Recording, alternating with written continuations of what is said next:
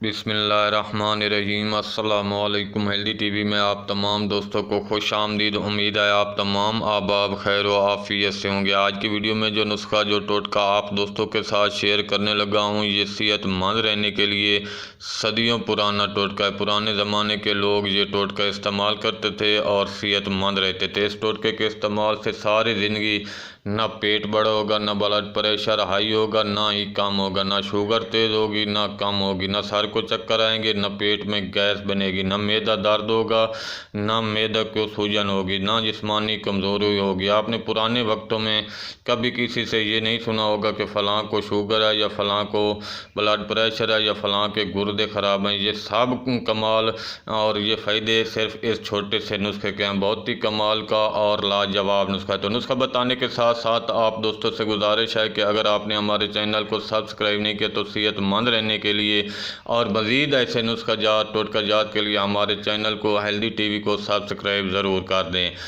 अदरक ताज़ा 1 उंगली जितना ये आपने ले लेना है। अनार दाना 1 छटा के इसको अच्छी तरह साफ़ कर लेना है। पुदीना 1 गुच्छी के पत्ते, लहसुन 7 तरी यानी लहसुन के जो दाने हैं वो 7 हों, प्याज 1 अदद दरमियानी साइज़ का।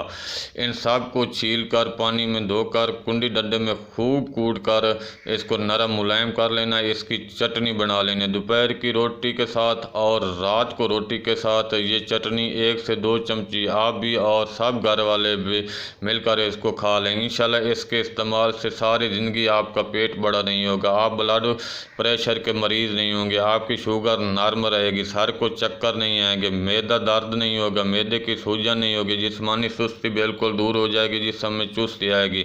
बहुत ही कमाल का और सदियों पुराना टोटका है। सदियों पुराना टोटका अच्छा लगा है तो वीडियो को लाइक कर दें। मिलते हैं अगली वीडियो में एक नए नुस्खे के साथ, एक नए टोटके के साथ। तब तक के लिए अल्लाह हाफिज़।